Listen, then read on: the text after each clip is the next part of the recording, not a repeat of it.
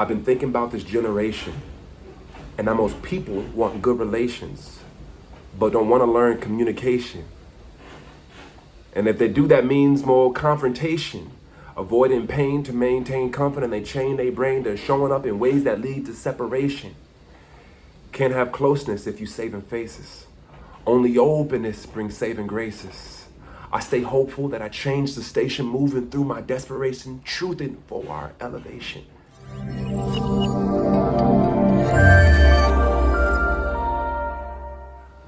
What is going on, everybody? It's Gordon Xavier here today to support you in your evolutionary journey, how to step up as a conscious creator in your life, a conscious communicator, and live on purpose. Live in alignment and fulfilled in your heart and in your gut and in your mind. We just on fire. We living good out here. I want to share with y'all a poem that I wrote, man. Well, it's short. It's actually a song, but I'm gonna share it in poem form. And it goes something like this. I've been thinking about this generation, and how most people want good relations, but don't want to learn communication. And if they do, that means more confrontation, avoiding pain to maintain comfort, and they chain their brain to showing up in ways that lead to separation. Can't have closeness if you saving faces. Only openness brings saving graces. I stay hopeful that I change the station, moving through my desperation, truthing for our elevation. And you know what? My intention in writing that was to articulate this desire that our generation, and really every human being, has to connect. We want good relationships. We want people that we can trust and love and feel at home with. We want that. You know, I want that.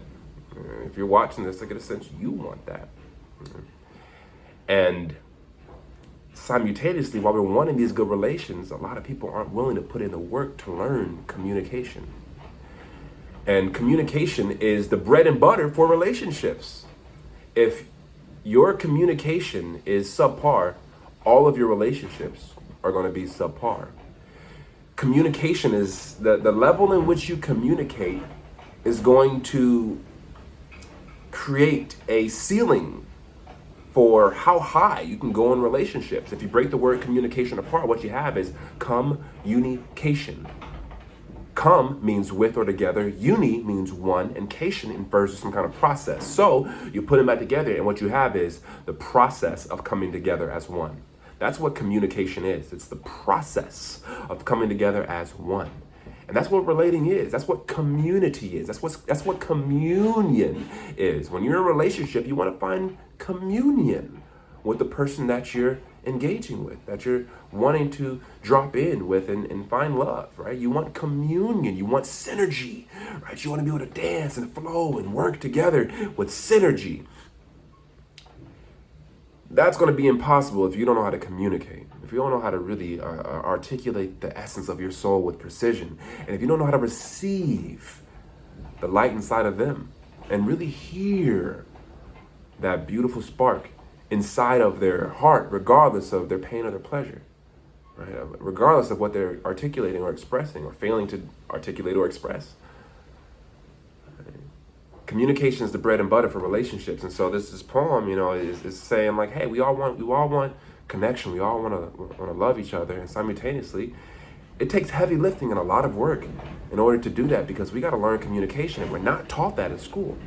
We're not taught how to communicate with each other. We're not taught emotional intelligence, how to navigate through someone's pain and fear and resentment and tension. We're not taught how to navigate through that with our ability to communicate.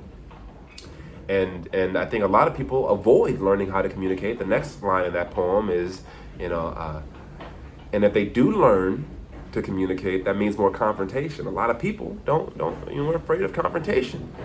Right? When it's time to really speak about the elephant in the room, maybe in your household, and maybe you live in a dysfunctional family, and there's elephants in the room. There's things that have been said or done that have violated everybody's trust. And so there's elephants in the room that have not been spoken on. And a lot of us don't want to communicate because we're avoiding the pain that can come with confrontation. avoiding pain to maintain comfort, and they chain their brain to showing up in ways that lead to separation. Right? I'm gonna say the poem again. I've been thinking about this generation and how most people want good relations, but don't want to learn communication. And if they do, that means more confrontation. Avoiding pain to maintain comfort, and they chain their brain to showing up in ways that lead to separation. So in that avoidance of the pain, in that avoidance of confrontation, we show up in ways that are not communicative. And it leads to separation in our relationships, feeling discord, feeling a lack of synergy, right? And it's not fulfilling.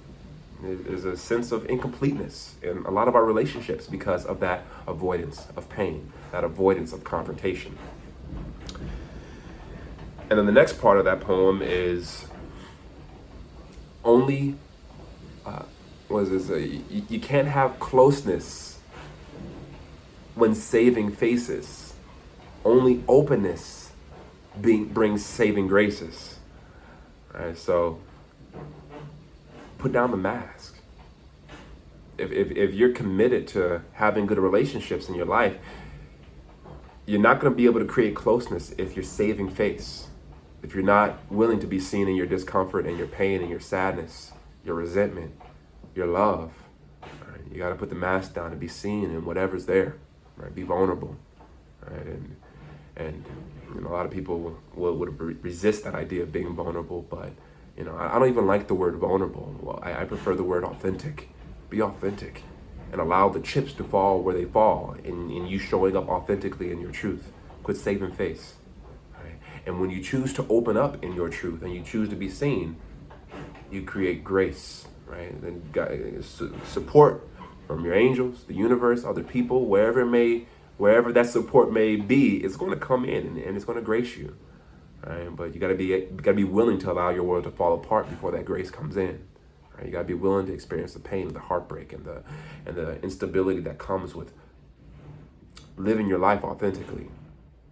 Because if you've been living an inauthentic existence all this time, your life, being attached to looking good and holding back your truth, if you've been attached to that type of lifestyle this whole time, when you choose to show up authentically, your world is going to fall apart because you have created a world from a space of inauthenticity, right? And so when you show up and you recalibrate your energy that you're creating with by choosing to be authentic, the world is going to be responding like, who is this person? What is this person saying? What are they doing? This isn't the Gordon I know, right? Hold on, wait a minute. What's happening right now? This is scary. You've never been confrontational before, and I thought you and I had this unspoken agreement where we didn't confront each other. We avoid our pain.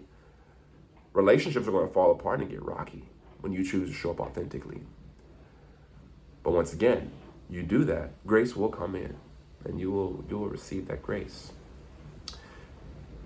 And the last part of that poem is in referring to, you know, that inner experience, choosing the new station.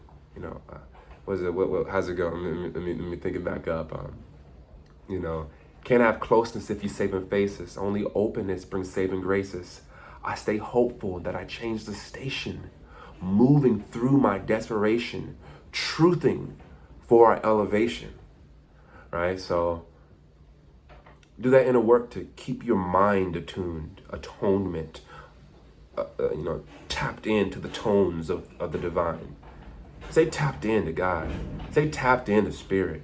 Keep redirecting. It's a practice. It's a daily practice. It's a moment by moment, second by second practice to keep redirecting your attention to spirit, redirecting your attention to your higher self. It's a practice, but stay hopeful that you can change that station and stay focused in on that essence, that divine essence. And yeah, and in doing so, be open to the desperation that you feel. Stay open to the pain. It's uncomfortable to transform. Transformation in your life is uncomfortable because transformation is death and rebirth. That's what transformation is. Transform. You're going to go beyond your form. And in order to go beyond, to go into the beyond is death. Right? If you want to go beyond the current form that your life is in right now, you have to die to who you once were, to who you are now. There's a shedding that takes place, and it's uncomfortable. Be open to that desperation and keep speaking your truth for all of our elevation. So I just want to share this with y'all, man, because I found it to be really potent and inspiring in my life when this message got channeled in and delivered to me from Spirit. I'm so grateful. Thank you, God, for allowing this energy, this consciousness, this wisdom to flow through me. Thank you for giving me the grace and the space to open up my heart and get rid of the waste and clear out the soil, tend to the garden of my heart and pull up all the weeds. Thank you for that beautiful work. I'm grateful. Yeah, and I just felt blessed to receive those downloads, and I wanted to share them with you. So I hope this information, this video, has inspired you in some way. If it has, be sure to leave a like, share some comments down below, and I hope to hear from you soon. Till next time.